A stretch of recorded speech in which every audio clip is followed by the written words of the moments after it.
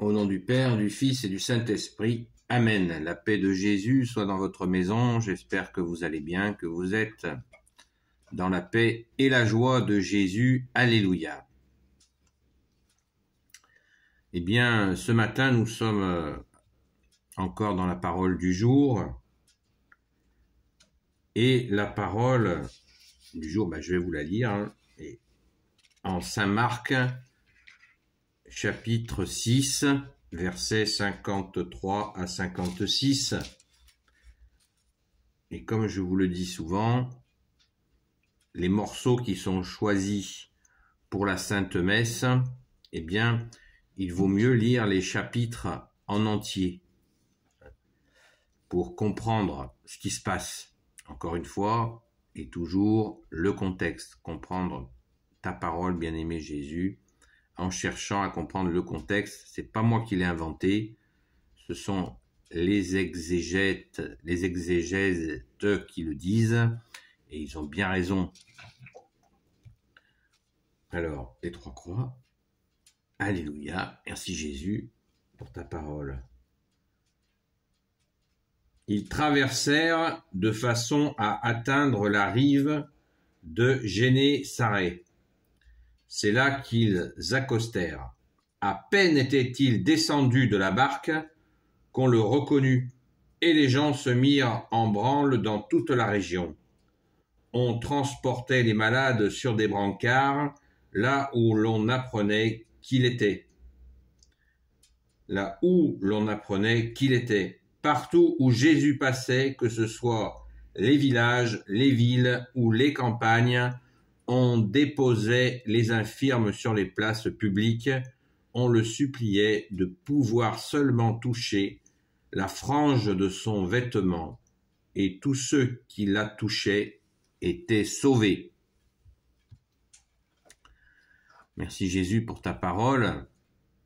Alléluia. Alors, toucher la frange de son vêtement,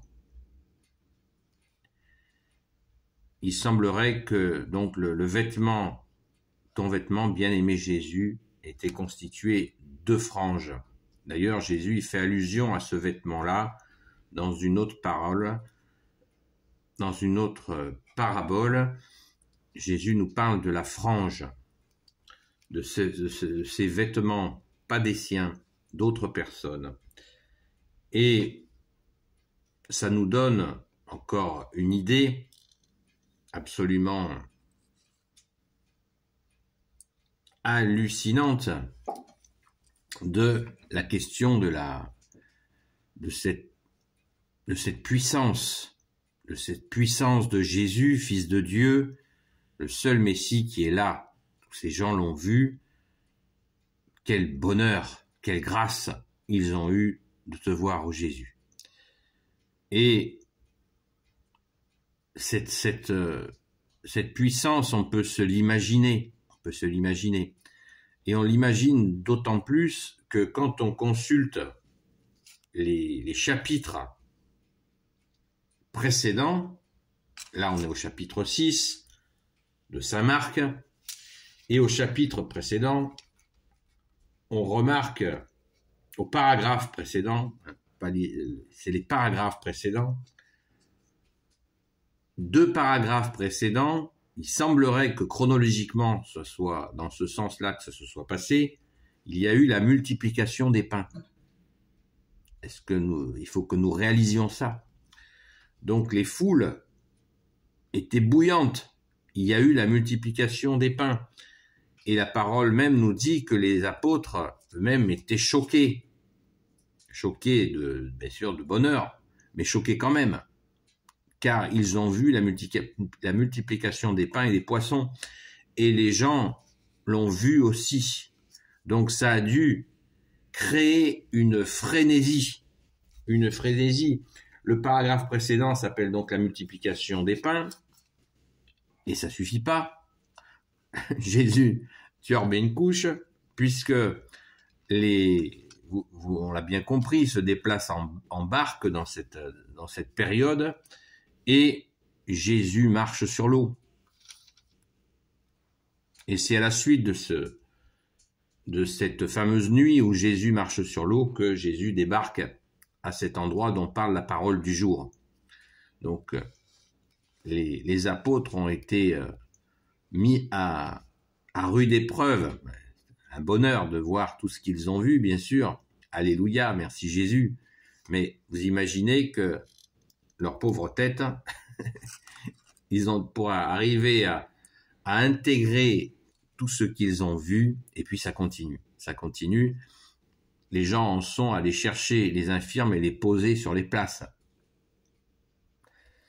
Eh bien, je crois que nous pouvons, à la lecture, à l'écoute, à la lecture de cette parole, de cet évangile-là, de cette séquence d'évangiles, ça ne peut qu'augmenter notre foi.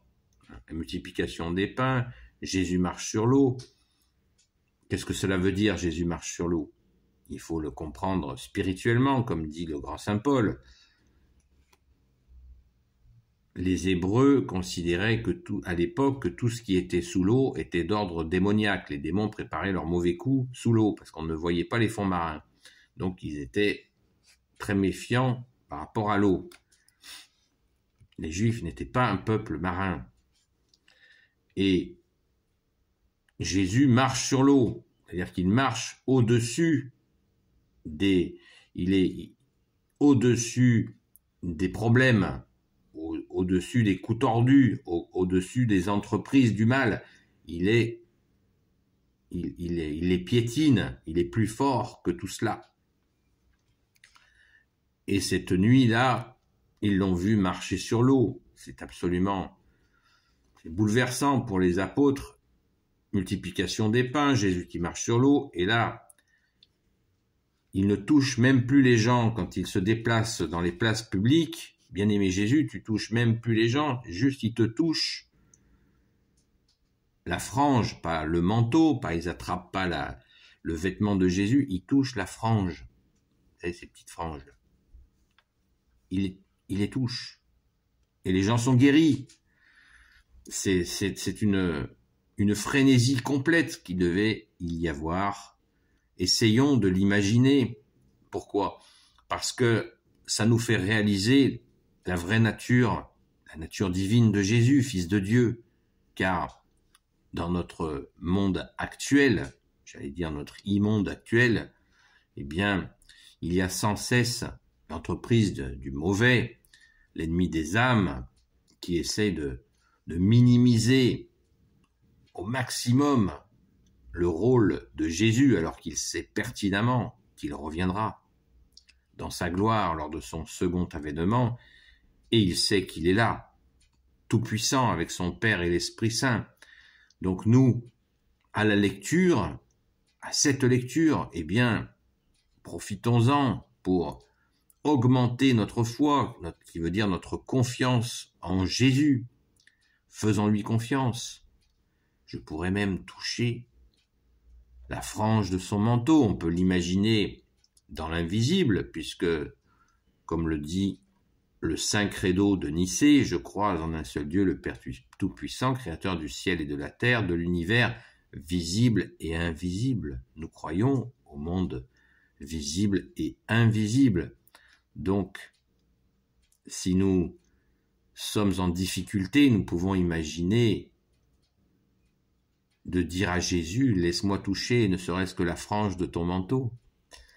Voilà, augmentons notre foi à travers ces trois séquences, je les répète, multiplication des pains, Jésus marche sur l'eau et cet événement hallucinant où les gens en sont à poser les malades sur les places publiques pour qu'ils puissent simplement toucher les franges de son manteau, et la parole le dit bien, et ils sont guéris. Alléluia. Donc, ça nous revigore. Merci Jésus, par ta grâce, c'est toi qui nous donnes la force. La force est en toi, bien-aimé Jésus. Ne l'oublions jamais, si nous sommes en train de tomber, eh bien, appelons Jésus au secours et donnons-lui ce qui nous fait tomber. Ainsi, en touchant la frange de ton manteau, bien-aimé Jésus, nous serons guéris et nous reprendrons des forces. Nous avons pris des forces déjà hier matin à la Sainte Messe par le pain d'effort. Merci Jésus, alléluia. Donc, lisons pas forcément le chapitre entier, mais quelques paragraphes avant, voire après, pour bien situer la parole dans son contexte. Là, j'insiste encore là-dessus, nous lisons des séquences absolument de frénésie, de miracles, et nous en avons tant besoin. Merci Jésus, alléluia. Béni soit le Père, le Fils et le Saint-Esprit. Amen. Ô Jésus, toi qui peux tout et qui porte tout, toi le Sauveur, toi l'Emmanuel, je te confie toutes celles et ceux qui regarderont cette vidéo ainsi que leurs proches selon ta sainte volonté, ô Jésus. Sainte Marie, Reine des cieux, toi l'Immaculée Conception, toi qui écrases le serpent, toi qui as la lune sous tes pas, toi notre Mère, Notre-Dame. Saint Joseph, toi le juste et le saint, toi le sage, toi la terreur des démons, toi le saint gardien de la Sainte Église catholique et apostolique. Sainte Marie-Madeleine, notre chère sainte patronne, notre chère grande sœur, qui nous a montré aussi une certaine force, mais qui a trouvé toute la force en Jésus, bien sûr. Et vous, tous les saints et saintes amis de Jésus, Saint Michel Archange qui est comme Dieu, Saint Gabriel Archange, Saint Raphaël Archange et tes anges guérisseurs, et vous tous les anges qui servez Jésus, je vous confie toutes celles et ceux qui regarderont cette vidéo, ainsi que leurs proches selon ta sainte volonté, ô Jésus.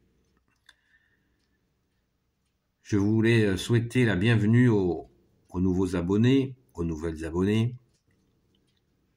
Je le répète encore, si vous avez des questions, je n'ai pas réponse à tout. Vous savez bien que, je le répète sans cesse, c'est Jésus notre seul enseignant.